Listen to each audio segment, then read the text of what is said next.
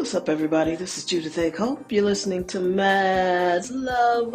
Let's get into it. So, I always wind up talking about caregiving. I am not my brother's caregiver, but I am on his hospice team. I'm managing it. It's not like my mom. I was her team. I was managing it, and I was the primary worker on that team. But what's really interesting is, so I don't know if you guys have looked at it, but apparently something that my brother used to get as a benefit last year is no longer available. And if you didn't update your Medicare and your plan, there's a chance that the discounts you used to get on medicine and groceries and all these other different things isn't there. Now, for my brother, he's always sick. He's always in and out of the hospital. And he has a team of people, but they don't read his mail. They don't, instruct him and manage things, and it's like, and he's usually such a control freak. It's not like he's going to let you sit there and read it. And so, yeah, I have to urge you guys, if it's a mother, a father, an uncle, an aunt, a sibling, a spouse, someone you care about, I know you don't want the responsibility. Nobody wants the responsibility to care for another grown-ass human being. I get it. Your life is on 10. You're busy. You're stressed out. You've got things that you're trying to do. Your job is stressing you out. Your spouse is stressing you out. Or maybe your spouse is fantastic, but your kids are stressing you out. And not in a bad way, you're just busy with them. You're always running around. You're always doing something. You're never still. You never get to be present. The way we've constructed our lives is busy, but we've also constructed our lives to live in a silo. And it's just almost impossible to get anything done that way, because at some point you need help. You need to be the person that reads your mail. You need to be the person that checks your deadlines. And sometimes you can't do that. And you have to be open enough to say, hey, I need help. I can't do this by myself anymore. I'm not doing a good job by myself anymore. And I get it. People don't want to give up control. They don't trust other people to take care of them. They don't trust other people to help them. But somewhere along the line, you got to let somebody in and let them help you. And what I bring to a situation is a lot of order. I'm very meticulous about the details. I bring in a lot of structure. And I can tell his team is happy to have me involved, because you're not only going to get an answer, it's going to be the right answer. It's going to be researched. I will have gotten on the phone, made the phone call, did the investigation, whatever I have to do to get it going. And people like that, because when you're caring for somebody, you don't have time for those details. And when I took care of my mom, I can't believe I'm yawning. I just love my podcast. It makes me happy, and obviously I get so relaxed it makes me yawn, even though this is not 6 o'clock in the morning when I normally record it. But anyway, it is frustrating, it is difficult, it is challenging, and you will not receive a lot of help. I'm thinking this is part of the big beautiful bill, but it may have been, I think it's something he probably signed up for and never expected it to change, because you know how men are. Like, as soon as you sign up, I think that's why men have so many difficulties maintaining long-lasting relationships. If you notice, men just never expect things to change. Yes, I married you, you had 3 babies, you're not supposed to gain no weight, you're not supposed to look old, you're not supposed to get tired, you're supposed to just, be exactly the way I married you. And I think it really shocks them when they realize that that's not possible. And I'm not trying to be mean, but I have noticed that men a lot of times just don't expect things to change. So I'm sure he did that. He bought this plan. Put it into place. And now, it needs to be reviewed. It should, there's a window for that. it's in the fall, that those commercials are on nonstop and you need to do this and you need to do that. So if there's someone in your life that needs that level of detail and that kind of help, you got to look into it. I know you don't want to do it. I know you don't want. I know you don't feel like driving to your mom's house and cleaning it out and selling it. I know you don't feel like looking at your mom's checking account, but you have to, because there's a chance that someone is using her good credit to buy a whole bunch of bullshit because she's too old to check her bills. This is what's happening. So I know you don't want to do it, but you're going to do it anyway because you're a good, solid citizen. And it saves you on the back end, but also it's the right thing to do, right? So I went up to my old job today to get some business done on behalf of my brother. And what's interesting to me is I saw a lot of people who were really, really happy to see me. And there were a lot of people who acted like they've seen me every day for the last 6 months to a year, which they haven't.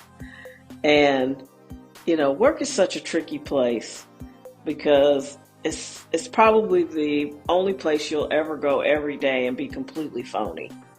There are people who I'm not. If I like you, I tend to like you. If I don't like you, I tend to stay away from you. But, there are people who just smile and grin at everybody because they're there, or they think they can get something out of them, or it's advantageous to be their friend. And then as soon as they move on, they're like, oh, she wasn't powerful at all. And then that's it. So that was an interesting dynamic. But more than that dynamic, there were people who were genuinely and sincerely happy to see me. And that's good, because I spent 7.5 years in there. And I did some excellent work. And I was talking about, this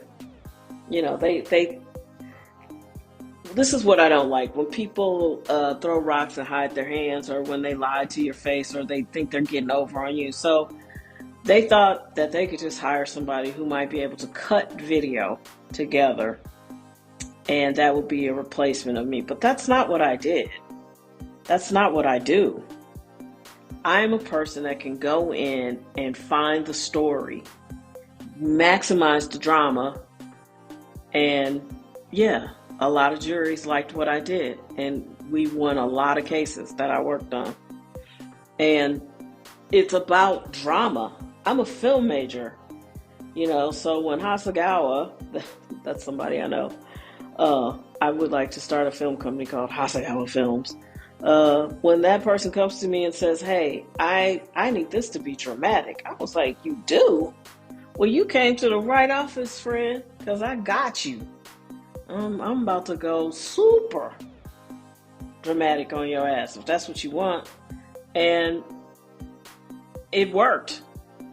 We got a judge who was notoriously lenient on murderers to actually sentence someone to real time, because in that video, it's on display the consequences and how it affected a family. So, that's not what I did. I made movies. I took audio from different parts of one video and made sure you could hear it in the main video, so you could see it and hear it and be impacted by it. That's what I did. I was a litigation technology expert. I was not somebody who just cut videos together or did audio redactions. And so I'm saying all that to say, I'm proud of the work that I did. I did a lot of good work in the name of justice, and I'm proud of that. But context matters. And when people don't want to pay you, when people don't see your worth, when you're struggling to fight for your identity, get the fuck out of there. There's no job that's worth your dignity. There's no job that's worth you wondering how you're going to keep getting up every day and going in someplace that is demoralizing. And, I always knew that the people who were responsible for hiring long after the person who hired me left, they were just going to hear some version of events and be like, oh, that person can do what Judy does. No problem. We'll just pay them X and it'll be fine. No, I'm a storyteller. I am a person that can craft the narrative. I'm the person that will be able to go in and find the story and deliver it. I've never been somebody who can just edit video. I'm a storyteller. I make it dramatic, and we're going to get dubs, and we're going to deliver justice for people. And if you can't see the value in that, there's a chance that you have a boss that can't look at you and see value. There's a chance that you have a partner who looks at you and doesn't see value. There's a chance you have a friend who doesn't think you have that kind of value. There's a chance that someone in your life looks at you and thinks, he or she is just not that big of a deal. And I'm not saying go and walk around with a big head and be a pain in the ass, but when you do something well, own that shit and be proud of it. We've survived a lot and we're still here. And listen, look up this kid named Sascha. I can't think of his last name. Sascha, doggone it. I cannot think of this kid's name. But there is a young man who is he did an interview on Substack with an investigative journalist, and he is naming the unnameable and stating that one Donald Trump was sold to him for sexual favors. I want to say his name is Sascha Myers, but Google Sascha, Sascha. His adopted father was a pilot, I want to say, for Jeffrey Epstein, and he sold his son into sex rings. And people are going to say, this is outrageous. I can't prove it's true, but I can tell you one thing I know for a fact, because I worked in a prosecutor's office. The number one crime in your neighborhood, in your city, in your metro area that is way worse than anything you can imagine. And this is just the ones that get reported, because there's many people who never even report what happened to them. The one crime that is represented by every single race, every kind of man, every upstanding man to every shady man, they're out there. And that is sex crimes against children. And we always take comfort in, well, only white people do that. Only black people do that. That's not true. I have absolutely seen every race. I've actually even heard a 911 call where a girl was the only English speaker in her home, and she had to tell the 911 operator her father had raped her. And she was like 11 or 12. And it gets worse than what you could possibly imagine. It also includes boys. I know this is sad, but this is a problem that if we don't ever collectively denounce and rally around, we will never be the country that we thought we were trying to be in the first place. This crime is well underreported. For every sex crime against children, and I'm not talking he was 16 and she was 18. I'm talking there are many victims below the age of 12. Many victims. And they are boys and they are girls. And they are abused in a multitude of horrific ways. And the only reason why you haven't heard about the celebrities and the rich people and the elites and all these people doing it is because they own the newspapers and the news channels, and they don't want you to know about it. But it exists, and it's real, and that is a crime that's probably 3 to 5 times more than your wildest guess. And it happens all the time on every level. So if I'm familiar with the base level of people who get molested and call the police, and the police actually do something, and I'm telling you it's 5 times that number, imagine what it is for people with money We're people who can call the head of the New York Times and be like, yeah, don't publish no shit like that about me. Or they can call Washington Post and be like, hey, it goes without saying, you're not going to put no shit like that about me out. And there are whole rings of people that do this. So I believe the young man. But I've seen horrible things. When I hear about crime, I almost always believe it because I know it's possible. And if you doubt it, go talk to a prosecutor. They work for you, you know. Make an appointment, go talk to a prosecutor and ask them about your neighborhood, about your area, about your city. You'll see, you don't want to know. But I've told you, I want to say for the last 2 years, God is doing a new thing, and it's our job to perceive it. And that doesn't necessarily mean it's going to be something you want to perceive. But we can't live in the world that we want to live in if we don't acknowledge the evil. You can't ignore evil. Somebody told me they didn't think a podcast that the trial ended, and they were like, well, that window has passed. I don't think people were saying it wasn't a good time to do it. And I looked, well, I didn't see him, but I made a look, and I went to the phone and I said, hey, I put the phone up after I made my look, and I was like, evil is timeless. And it's true.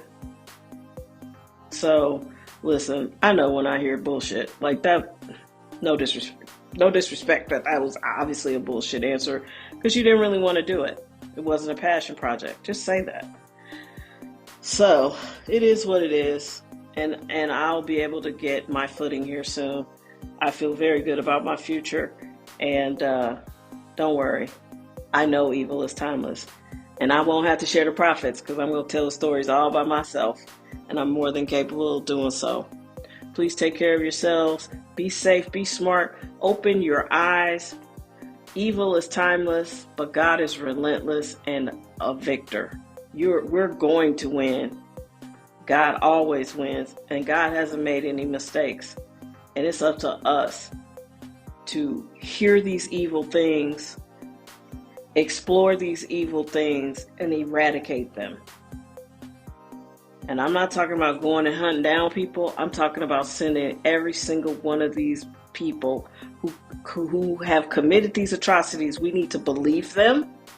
We need to accept that this has happened, and we need to pray for them and send them love and light, because that's what destroys them. Evil is destroyed by the opposite, which is positivity and love and kindness. You know, dark is only eliminated by light. So find it in your spirit to forgive these evil, damaged, perverted people, because most of the times an abuser has been abused. Yeah? All right.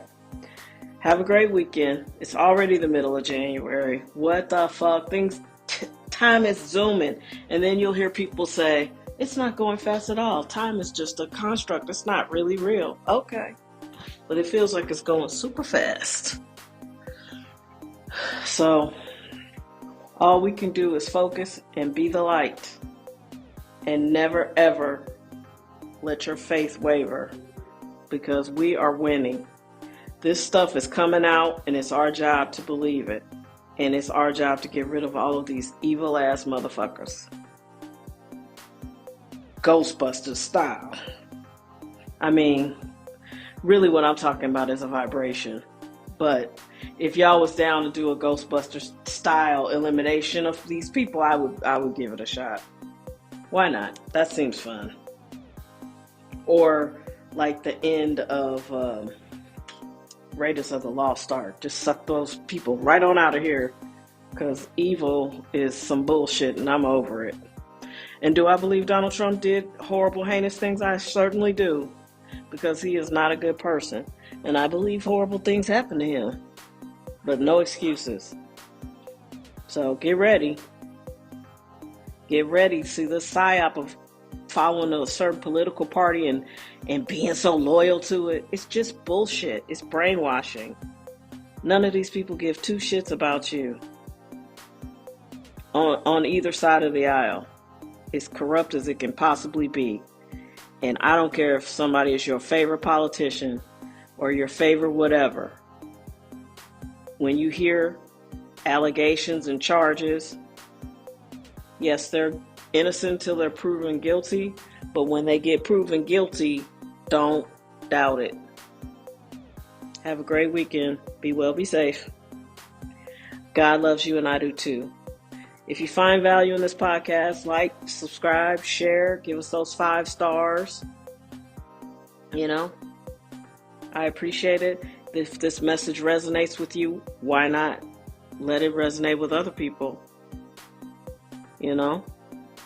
Thank you for your time. Bye.